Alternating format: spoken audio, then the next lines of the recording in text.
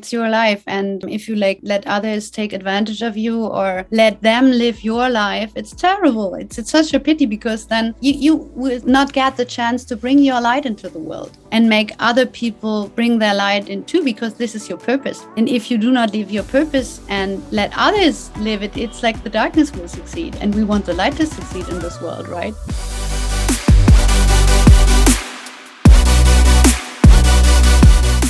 Hey everyone, and welcome to the Academy podcast with the #1 international best-selling author and multi-award winning success and life coach, Kamil Shah. I want to thank each and every one of you for taking this opportunity to grow together with me, Kamil Shah, and my guests on this program. Each episode of the Academy podcast is filled with insights and wisdom from my guests, which I believe can have a profound impact on the way we live our lives. Without further ado, let's dive in. Hello, everyone, and welcome back to another episode of the Academy podcast with me, Kamil Shah. Whatever you're doing and wherever you are as you're tuning in to today's episode, I hope that you are staying safe and healthy, and above all, in a state of peace. Now, the universe works in mysterious ways. Today, I have the honor of introducing another good friend of mine whom I had the opportunity to connect with back in 2020. Yes, that year that shook us all up. Okay, my guests and I found ourselves joining a community of like-minded people who had the burning desire to help others. We had taken it upon ourselves to learn the right tools and methods to create meaningful change in people's lives. We took the oath to make wisdom go viral. Joining me today is Frida Bruhn. Frida, one of the founding members of the Jay Shetty Certification School, which opened its doors in March 2020, has been into acting and editing for more than 30 years. She pretended to be confident from the outside, but had lived many years of her life on autopilot in constant fight and flight mode. Yet, by failing, doubting, trying, and getting up repeatedly, Frida could break vicious cycles and leave emotionally abusive relationships behind, the ones with herself and the ones with work and her partner. As a mom of 6, Frida had to learn to become powerful. Kickboxing helped her build new mental and physical muscles, so she is passionate about this. Okay, therapy, mindfulness, positive intelligence, working with character strengths, and a large, encouraging community guided her way to reinvent herself. Frida recently wrote a chapter as a co-author alongside her mentor Jim Britt and Kevin Harrington from Shark Tank about perfectionism. The book launch was a success and became a #1 international bestseller on Amazon. Primarily, Frida is working with visionaries taking the next leap to level up in life and business, helping them to live into or more of their purpose. One thing many of them need to learn is letting go of perfectionism, as it can have a massive negative impact on your life. One of her favorite quotes is by Thomas Edison that goes, "If we all did the things we are capable of, we would literally astound ourselves." Welcome, Frida. Hey, so good to see you.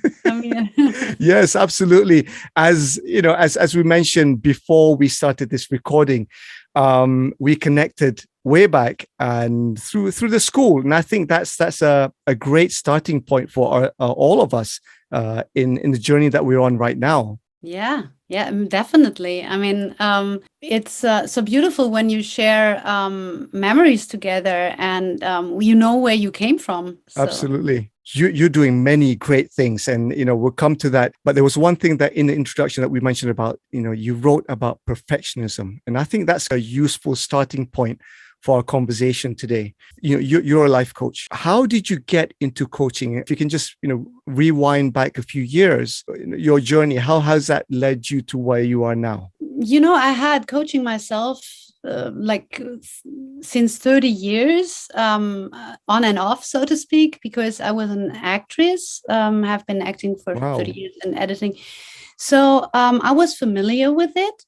But I have never thought about coaching myself. It just did not occur to me that it could be something for me, because I never saw myself as a teacher. I always saw myself only as an artist. Would it be writing or acting or whatsoever way of expressing myself? But I had no clue in that I would be so happy with helping others, except for my children. So more like this, if it's mine, it's okay, but not so much about, I was not thinking so much about others.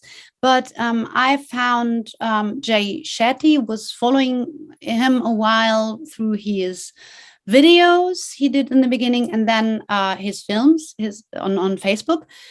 And at a certain point of my life, I was hitting rock bottom. I was so desperate. I recently came out of a women's shelter with 5 kids. They were at that age. The twins were 8-month old, a 2-year-old, a 4-year-old, and a 5-year-old. So don't ask me how I managed it, but somehow I found a shabby apartment sharing with mice, and I had my laptop there. So when the kids were going to bed, I was following Jay. He had his genius community, so I became an early genius member, only for a short while, because I was not ready to invest in myself at that point. But I felt release by having the meditation with him. And much later, then in March, I already had found a house and was a bit more settled. I realized that he would make this school happen. It was a topic before in the community, but it was about to get a go. And I thought, oh, it would be healing for me to learn all of this. And still I didn't think about becoming a coach myself. I thought I would just like to know what he is doing a bit more in depth, so that I can help myself, and maybe I can use it connected to my acting. So because some people asked me if I would teach them acting, and I thought this could be a good combination, maybe. And it totally changed my life, because after that acting, I mean, maybe if there's something interested, I would go back to that, but it's not in my forehead anymore, that this is my most passionate thing to talk about, or what I would like to do with my life. I really fell in love with coaching so much. I was obsessed. So I found I always loved to learn, but I did not see myself that much as a learner as I experienced myself then. So many things I discovered. I would say I finally met myself through this journey. What made me able to use all of my life experience, all of what I went through, all of what I achieved, to set it in relation to others and help them, because I failed so often that probably the issue you're dealing with, I have been there too. So this was really such an amazing feeling, that I saw that I would help people. The feedback was gorgeous every time. So it's just beautiful when you see that you can have the impact in other people's lives, so that they really become enabled as well to turn their lives to the better. And as I am so committed to Jay's mission, as you had in the intro, I realized again that it's just such a beautiful space to be, and such a beautiful thing to be part of it. Wow, there's so much in there, Frida. Again, I just want to say thank you so much for being vulnerable and sharing your story with all of us. Again, this is the first time for me to learn about this as well, in terms of your journey, where you were before. what you had to go through and where you are now. And I just want to say it's just an amazing journey, and I'm ever so grateful that I've come across you as others in the school as well. And I think that's one of the blessings of 2020 is that we've managed to come together as a community through the school. Yeah, magic, because I remember when we had the onboarding call, I said to King, who had the call with me, like, there is this pandemic coming up. Do you think it will affect the United States and Germany? Well, because I was applying for the live. I wanted to come to New York and do the lives, but maybe we'll do it online. Maybe we see if they would close everything down, but they can't do so. And I was feeling like, but even if they do, so for some reason I go for it. And we all have been like the people who said like, maybe it's not the right time, but who cares? I just do it. And this also made it so special to come together with all of these people, because I have never met so many great people at the same place. Because usually if you go to school, if you go to university, you have these are not my people and these are my people. I don't want to hang around with those people so much, but here is my peer group and so on. And there were some people you were closer with technically, but when you spoke to others, you felt the same. So it was just you could only do it right. There was no you could not land in the wrong group or something, because wherever you showed up, in every webinar, people sitting together, you found out that there are even more amazing people, right? We're operating at the same level of vibration, I think, which is fantastic. I think that's where the collective vibration of all of us were on the same frequency. I think that's an amazing thing. And I think I want to come back to something that you mentioned at the beginning. You talked about release for yourself.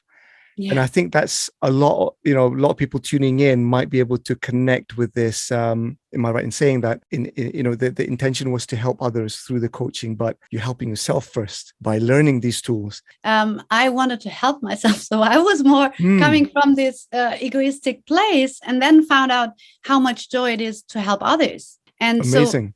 So what you said about the relief and release, it's I think sometimes we think, which goals do we need to achieve? We're so on, we need to go, that we forget that letting go of many things will enable you to move further. So this is something you need to learn first, what you need to let go before you are able to build other things, or maybe simultaneously, partly. But we always think to do what we should do and need to do, but not what we might want to drop. In a way, self-care, were you subconsciously, taking the effort to join the school as a method of self-care, self-love, that you want to heal yourself. And as like you're saying, you did it, you found that I can actually help others. I can actually have an impact on other people the way that I'm having an impact on myself. I had a discussion about this with other coaches as well, and I think that's one of the joys of coaching, is that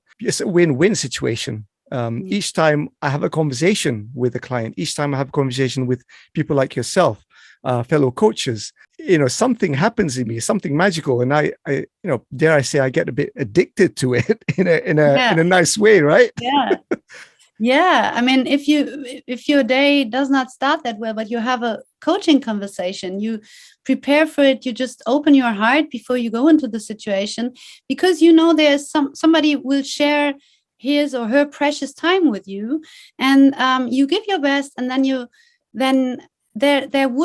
there will happen something would make you feel more energized afterwards. So both people go after the communication and feel better than they did before. So this is it's so beautiful, because I also underestimated the power of a really good communication, because you do not have it in normal life if you are not learning this. Because I never understood, to be honest, when people were meeting for coffee or so on, I said, I can't, about what are we talking, So I Mm. did this, I did that, and the neighbors always, so I'm the total wrong person for that. So I did not see the point so much to hang around with other people. I prefer to read or something. But it's what you said, the frequency of people. It's just, if you have people who have the frequency, it's great, because then you finally find that your awareness level is met, and that you even get better and better and better, and realize that you're only at the beginning. And yeah, you will not feel bored. Absolutely. And I just remember a quote by, as you were saying, you were speaking there, I remember a quote by Jim Rohn, who's Tony Robbins' mentor. And he used to say, you are the average of the 5 people that you spend your time with. And that's something really, that when I read that the first time, I was like, okay, let me do an audit. Who do I spend most time with? Right. And, if you're tuning in right now, that's a quick exercise for you to just establish where you are, and where, if you have a goal, if you have a vision, that's where, you need to assess who should you be hanging around with and spending your time with, if you have a vision to get to XYZ, be it financially, be it career, be it relationship. A quick audit is to see, who are you spending most of your time with at the moment, and are they the right people? Do you need to get new people into your group? Do you need to let some people go? So that's a quick audit. Yeah, absolutely. I'm enjoying this conversation so far, Frida, because we're just catching up, and I love this. I want to come to your book, right? You've got this #1 international best-selling book on Amazon. Congratulations again. In the bio, we introduced the book, and we mentioned about perfectionism as a topic. Now, I think we all have a degree of perfectionism, or trying to be a perfectionist in our lives at one stage or another, because we want things to be perfect. Now, from the people that you've met and you've had conversations with, people that you've coached, why do people want to become perfectionists? How do people get, dare I say, trapped in being a perfectionist? Yeah, I mean the root cause is you think you're not good enough as you are. And one of the most terrible things for you is maybe to accept that you might be mediocre in one way or the other, that you do mistakes, that there could be failures. So it's not a single failure, but you think about yourself as maybe not worthy when doing mistakes. So you try to avoid them instead of learning by them, instead of welcoming them as just another step of the journey. So when you compare a perfectionist to a high achiever, I mean, in the end, they both can end up or will end up often exhausted, or maybe even in burnout. But if they push themselves too far. But the difference is, as a perfectionist, you deal more with the negative emotions of anger, sadness, guilt, shame, so anxiety, of course, and you subconsciously build, or you subconsciously attract situations where you would fail by procrastinating until the end because of anxiety, and then not being able to fulfill the task as if you could have done. Or, for example, in my case, it's I also have ADHD, and when I was working at a radio station in my early 20s, those days we had CDs when we were playing music. So let's say I had a list with the songs I needed to play in an hour, and let's say it was CD 333, song 6, and I would have 15 CDs, and you can be sure that at least 2 or 3 songs would be the wrong song for whatsoever reason, because then instead of song 6, I played song 3, but not that I didn't look them up. No, the opposite. I looked so often not to do a mistake, so that then it happened, like somehow in my head, it twisted. I got the numbers confused, and then you attract the failure you probably would not do if you would not overthink and overthink and overthink, because you would be so afraid. So the only thing what is really effective to work more effectively and to withdraw from your perfectionism is finding relief, finding release, letting go of the tension, letting go of the unrealistic expectations on yourself, accepting your value, not trying to prove everything every time that you are extra valuable by achieving extra more, and then standing in your way and proving that you even need to try harder and harder. And the opposite is true, not trying harder. That's really interesting that you've mentioned that the avoidance of failure keeps someone in that state of trying to be perfectionist, because failure, again, is the interpretation of failure. Because if someone sees failure as a negative thing, then you're trying to avoid it and you become strong, highly strong in trying to kind of become the perfectionist. But if your interpretation of failure is something different, where it's an opportunity for growth, then you're a bit more relaxed and say, okay, that happened, that didn't work well. What can I learn from it? And I think, as you described there, I was reflecting on my previous life as well, my previous career as an architect. And, I think we share similar, background, you being the arts, architecture. I remember at one point when I was in architecture school, it was, we were all tired. We were all mentally exhausted. It was nearly the end of the year. We had to present our drawings, our schemes. I remember there's one particular point where I literally just snapped.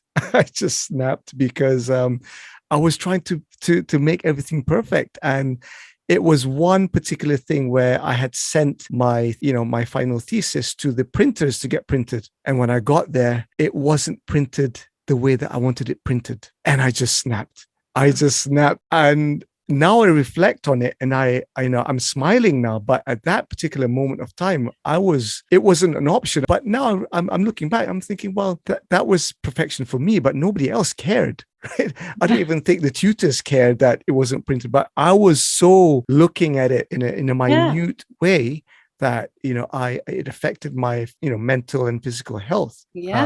But again, I go back to the interpretation of failure. Absolutely. You could have accepted what happened, trying your best, and then living with it, right? So knowing you gave your best. So this does not mean that if you let go of that, I got it wrong before. I thought, I need to be this way, otherwise you would be mediocre again. Like this worst thing what could happen, and you would not try hard enough. Everybody thinks that trying hard is such a good thing and giving your best, but you can do it anyway, but not by beating yourself up so much. You can give your best without beat yourself up. So, but for me, it somehow was connected. And especially as you say, if something went wrong. So, oh my gosh. It's the perception that we have of in front of others. I think that amplifies the perfectionism, that we don't want to be seen to have failed. So not only we, giving ourselves a hard time, doubling the effect. So we have to keep up this appearance in front of others that, failure is not an option. I think, people tuning in, you might be able to relate to this. Now, the question is, if you're in that state and some people aren't aware, right? Assume that you're in a stage where you're listening to this conversation between Frida and myself, and you're stepping back and saying, wow, I'm here. I'm in this bubble right now. Once you become aware, how do people start to take the steps, to address the issues that they may have in dealing with perfectionism? I think it's really through relaxation. So when you realize that your health gets affected, that your outcome is not the way you want it to be, that your health gets affected, and that you realize that you might have a negative impact on the people around you, and you just realize that your energy is tense and toxic and really not in a loving way. So ask yourself, is your energy loving? If it's not loving, it's something to work on, because if it's not loving for you, it will not perceived loving for others. And what's the point in living this life if it's not coming from a loving space? So it cannot lead to happiness if it does not come from a loving place, in my opinion. So then you might want to start with some breathing exercise to get connected to your body again, and then realizing that you are not your thoughts. This is always, I think, the most important thing and the most important training, to detach yourself from every thought, every random thought coming into your head, every random voice would tells you since ages what you need to do, or who you are, and what you dare or what you not dare. And if these voices are not kind, do not believe them. So if it's not encouraging you to do better, and if it's not welcoming you as a human being, and being supported, being like a coach on your side, but somebody who is coming there with a stick to beat you up or something, then it's not the voice you want to listen to. I think these are good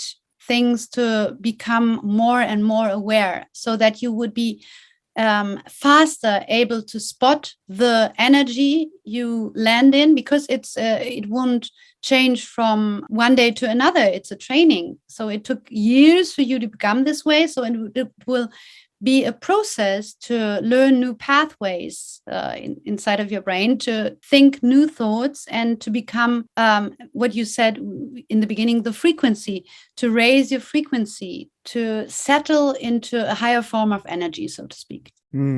I like that you touch on the higher form of energy and frequency as well, because now the idea of perfectionism and also the goal of having or keeping up high standards.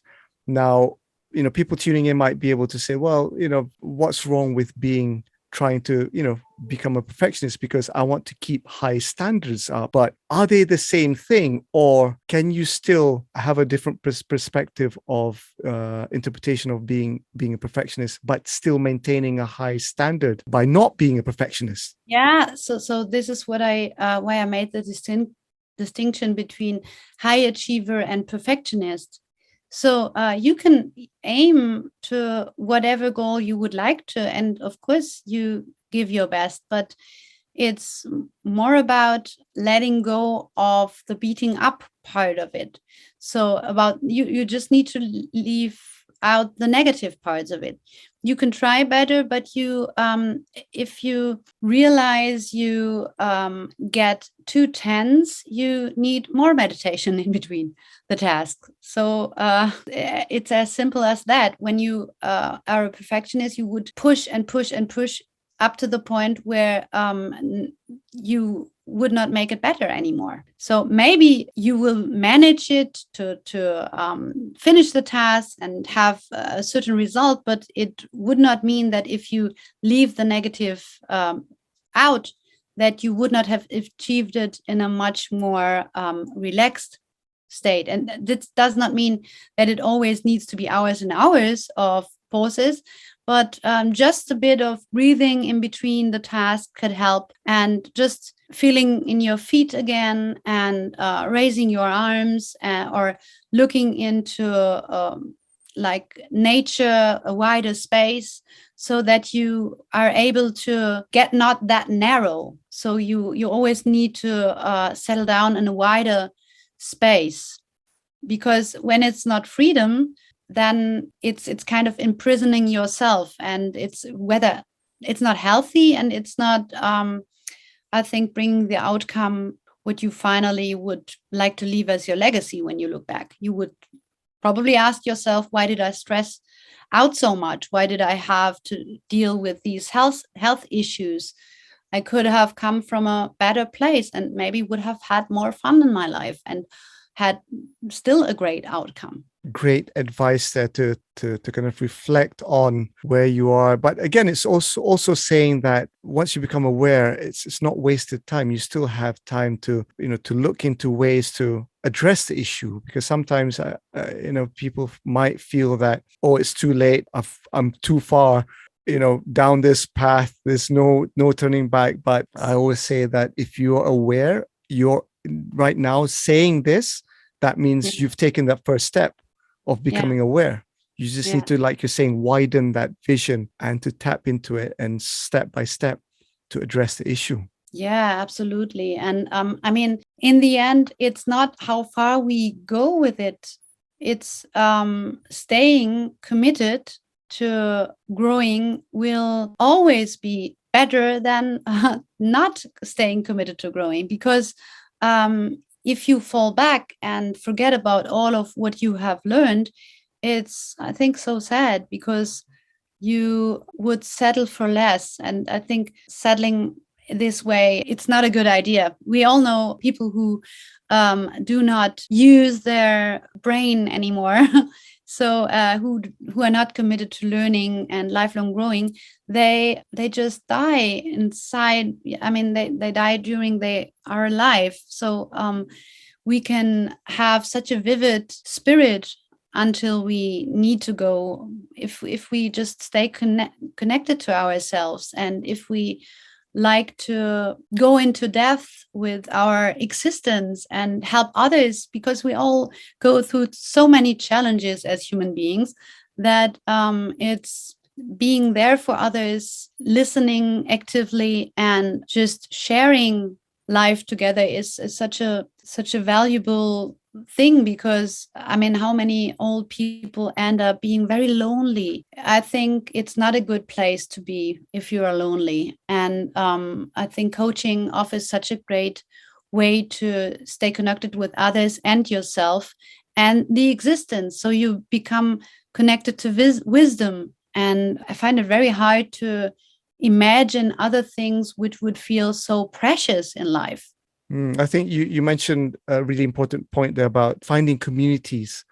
And again, we're going full circle. You know, we started off this conversation talking about how we became connected in a community, like-minded community. So now more than ever, it's so easy to get into, you know, communities online, free, for free. And talking about communities and being connected, I want to come to you, Frida. You're being generous today. You are right in saying that you're offering to give your chapter from the book for free to people out there. Yeah, I mean, whoever wants to read the chapter about perfectionism, because maybe you want to know a bit more about this, maybe you find it interesting, or you just need to write an email to me. So it's Frida Bruhn at fridabruhn.com, FRIDABRUHN at fridabruhn.com. And then you just write about perfectionism, and I will mail you the chapter. And if you like to, let me know what perfectionism means for you. So also like to get to know a bit about you, but it's not necessary. So if you don't want to tell me something, it's totally fine, and I'll send you the chapter. So awesome. And I highly encourage people to do just that, because like we said, it's so easy to get connected now more than ever. And it's part of the healing process. Something that I hold true is, like, I think one of the ways to happiness is through learning. As you learn, you grow. And if you're growing, for me, that's, I keep myself happy, because, I know I'm learning, I'm growing. And we come to what you mentioned there about, old age. The way to keep your frequency and your mental agility up is to continually learn. We don't ever stop learning. So as soon as we stop learning, that's where we start to decline. I read a study that especially this lifelong learning, it was said that the brain, like before many years, I know it was said that you would not be able to learn that much anymore the older you get. And it's not true. You can learn your whole life, and no matter if you're studying with 60 or 70, because however your life has been before, you might wake up at a certain point in your life, and it doesn't need to be in your 20s. It can be much later, and it's still valuable to go this way. So it's really never too late. So therefore, I highly appreciate, I love these stories so much from people in their 90s finally finishing their studies or doing a doctor's. I always like to to read stories like these because I find it so cute and valuable. Amazing. And I also see, if you're listening to this podcast, you won't see this, but if you're tuning in later on YouTube, you'll be able to see this. I'm just looking at Frida's background there. She's got Jay's book up there, Think Like a Monk, right? And on her bookshelf, which is fantastic. And I love that painting. I've seen that painting before when the last time we did the, I think, IG Live. I love that. I mean, can you share with us a little bit about that painting? Because I find it fascinating. Yeah, it's by Edward B. Gordon, who is one of my favorite painters. So he is from Berlin. And I was following him since quite a while, I think since 2008. And this painting, it's called Contemplation. And I bought it, I guess it was 2017. And since up to this point, I was waiting for the right picture for me to come. And then finally he posted it and I knew it needs to be mine. So yeah. Edward B. Gordon is also on Instagram, so really check out his site. I love it. And I love these stories because, like you say, you're waiting for the right painting to appear. And at that time, this connected with you. I also like the fact that the painting doesn't seem to have been finished. There's a gap at the bottom left corner, which I think is very poignant because it's talking about contemplation. And I don't know, I'm just interpreting this, contemplation, it never ends, it's never a finished article. And I love that, he's just left that kind of bit unfinished. Yeah. I'm loving this conversation, Frida. Usually we would end the conversation with the quick 5 question round. But before we do that, Frida, how can people connect with you and, get in touch with you in case they want to know more about you, your work, the book, and also just connect with you? Yeah, you find me on social media. I'm on Instagram and on Facebook. So Frida Carolina Bruhn, Frida Bruhn. And you might want to check out my website. It's www.fridabruhn.com. So it's just my name, and you will find me. And I'm happy if you reach out. Excellent. Well, if you didn't catch that, no worries. We'll put all the social media handles, Frida's website, and also her email again in the description of this episode. So go ahead and connect with Frida. So Frida, we're coming to the tail end of this conversation. We normally end with a quick 5 question round. Are you okay to do this? Yeah. Amazing. I'm curious. Looking forward to this. Awesome. Okay. So question number 1, what is your favorite word? My favorite word, it's still from Mary Poppins. It's supercalifragilisticexpialigetisch. It's in German. And in English, it's supercalifragilisticexpialidocious. Docious, yeah. Yeah. That's so similar. But that's the first it's time when you don't have anything else to say. I love that. But that's the first time I've heard it in German. So that's a first for me. So that's amazing. Thank you for sharing that. I love that. Love that. Okay, so question number 2, what are you currently reading or listening to? Oh, currently I am reading a German book from my mindfulness teacher, Georg Lorlos. It's a pity, it's a second book and not translated in English yet. It's Halt finden in sich selbst. It means like finding hold in yourself. Beautifully written as always. So hopefully his work will translate it in English sooner than later. So highly recommend this one. And I'm also reading Unbound by Kasia Urbaniak. Yeah, and I just finished the audiobook of Mae Musk, A Woman Makes a Plan. And I binge listened to it whole Sunday and found it very, very valuable because I could relate to so much what she was telling about. She is now, I guess, in the end of her 70s, And I forgot when exactly, but it was in her late 60s that she finally became a cover girl. She finally became the face of this makeup brand. And so she now is living her career, and her life is really, really lots of ups and downs. And she now is having the best time ever. So I love this. Amazing. Thank you for sharing that. That's something on my list as well. Put that on my list. Amazing. So question number 3, what is the worst advice you've ever received? Yeah, this might sound a bit strange for some. It's listen to your heart.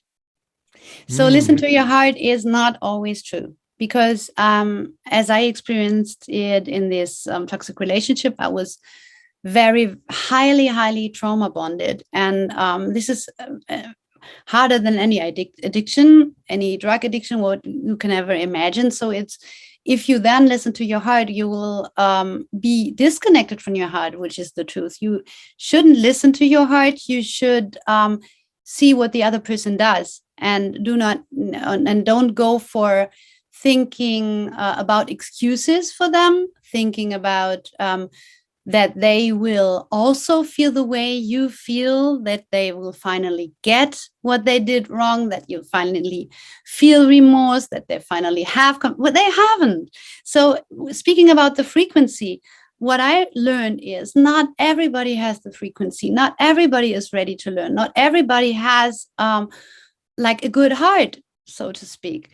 We as coaches say like everybody is whole and complete. We think that every intention is good. Seeing it spiritually, it might be, but in fact, there are people out there, no, just not. You only can run as fast as you can.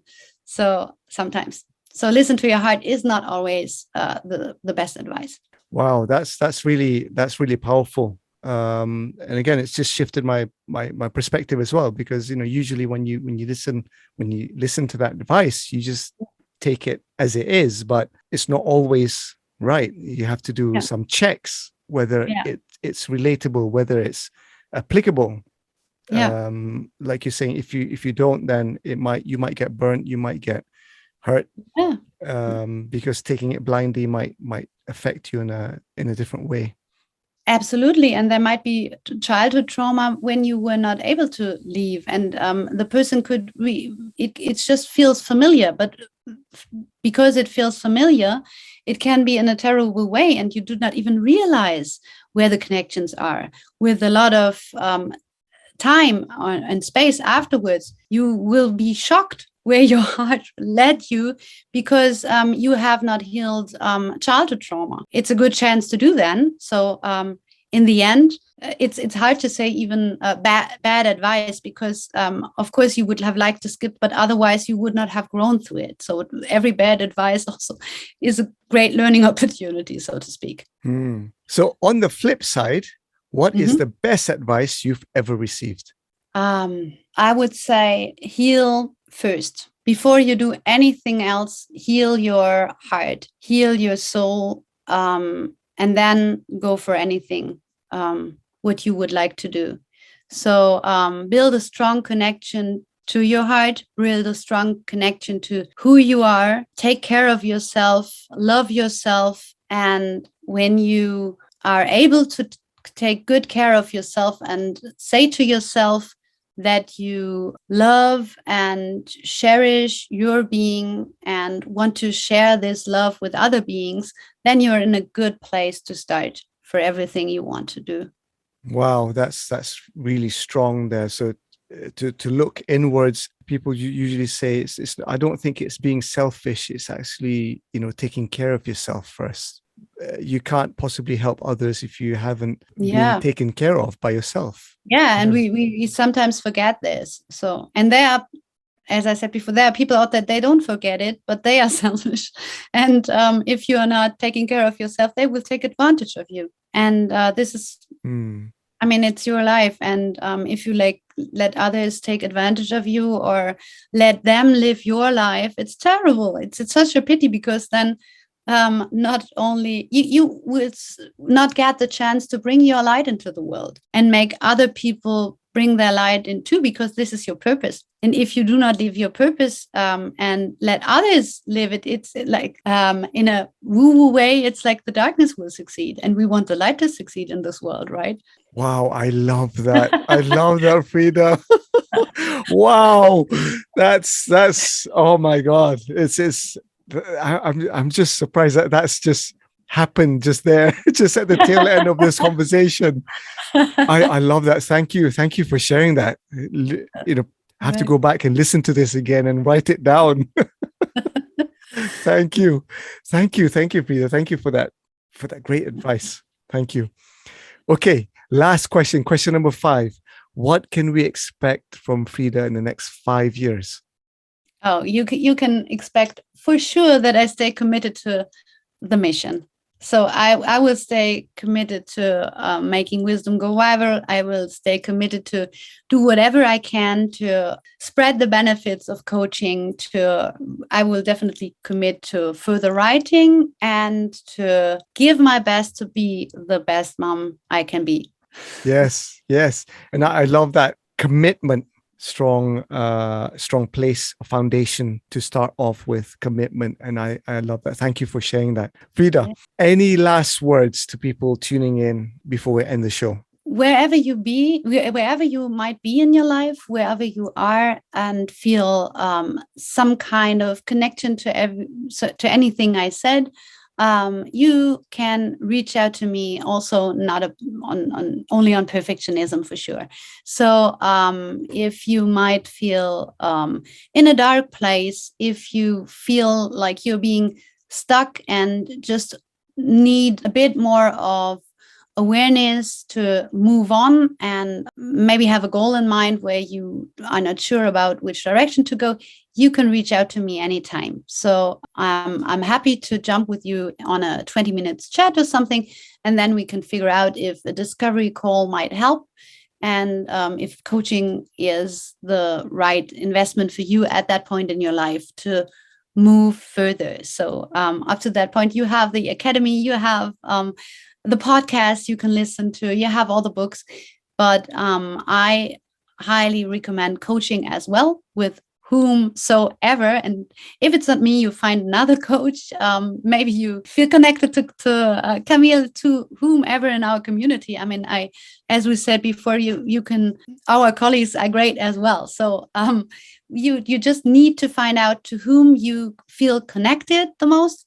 And then it's such a beneficial way to fasten up your path in a way, and to strengthen your being, to strengthen your skills.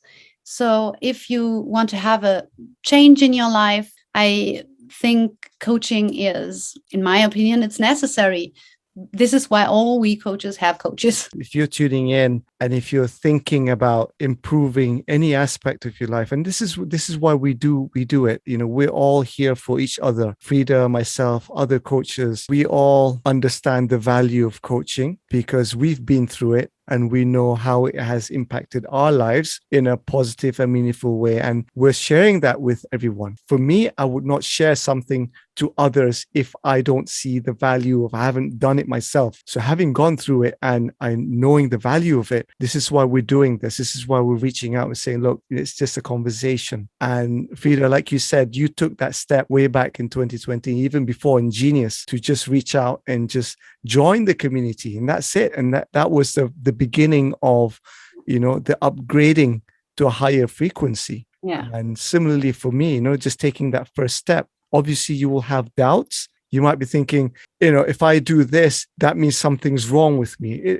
It's not about having something wrong or right with you. It's just, I want to learn, I want to grow. And if you approach it from that point of view, then a whole new world opens up for you and for Frida and myself. So thank you for reaching out, Frida. Yeah. Thank you so much for having me. It's such a pleasure to talk to you. Amazing, amazing. Thank you again, Frida. I think we have to do this. We have to connect again at some point in time. But for now, unfortunately, everyone, this is all the time that we have today on the podcast. This has been the Academy podcast with Frida Bruhn. I hope you guys connect and resonate with our conversation today. Let us know, connect with us. Let us know which parts you found useful. That will be very useful for us to understand and also be able to kind of reach out to you guys as well. Until the next episode, stay safe, stay healthy, and peace and love from me and from Frida. Yeah, light and love. Bye-bye for now. Thanks, everyone. Bye. Thank you so much for tuning in from wherever you are. My sincere hope is that this episode has not only resonated with you, but also given you some invaluable tips and strategies to improve your life. Don't forget to share your comments with me. As you know, I love to hear your views. Also, remember to follow the Academy, follow me, my guests, and tag us on our social media handles, which will be provided in the description. Most importantly, please leave a review and let me know that you've heard this podcast and how it has impacted you. Until the next episode, stay safe, stay healthy, and peace and love from me always.